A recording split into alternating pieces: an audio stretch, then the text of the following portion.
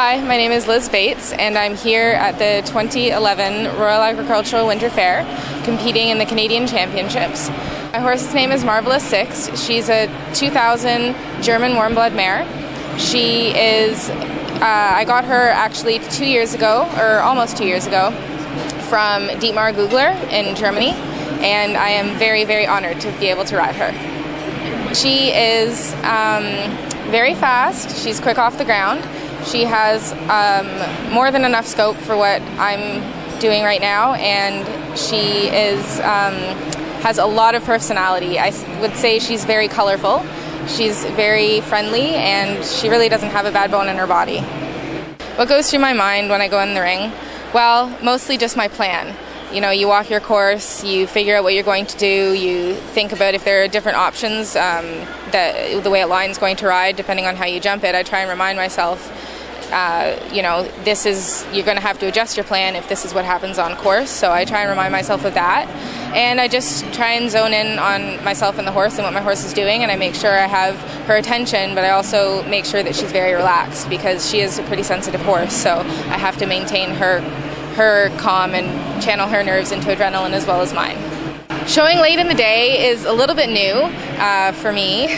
I haven't done that so often, but it's really not very different. It's nice to show under the lights. I guess you're always under the lights at the Royal, but that's a little bit of a new experience for I think a lot of people that might change the feeling, but really that's something that's pretty trivial when it comes down to, you know, you and the course and your completion of the course. You have to focus on what you're doing and not let that kind of thing distract you. What I do the rest of the year, I am lucky enough to be able to travel to Florida in the winter for the winter circuit, and I do my studying either back and forth or from a distance that I coordinate with my professors. And I have traveled this past summer to Europe. I would love to travel there again, maybe for a longer period of time this coming summer. But I like to go different places. I like to try new things, and I like to show my horses different rings and get used to, you know, riding in different places because it's always a little bit of a challenge, and that's what I mean when I say you have to learn to ignore the distractions that you might be not accustomed to if you always show in the same places. So I like to travel different places, whether it's I actually really like Kentucky, but Kentucky, you know, just different places in the States, as well as Canada. We have a lot of, you know, new and upcoming venues, as well as some great old ones that are really fun to show at. My experience in Germany was a big learning experience. It's kind of something that you don't even realize how different the same sport can be. You know, for example, some people are kind of blown away. They do share jumps in the warm-up, and everyone at any level will always share the jumps. They just set up the jumps, and you have to share them with people, and that's your warm-up.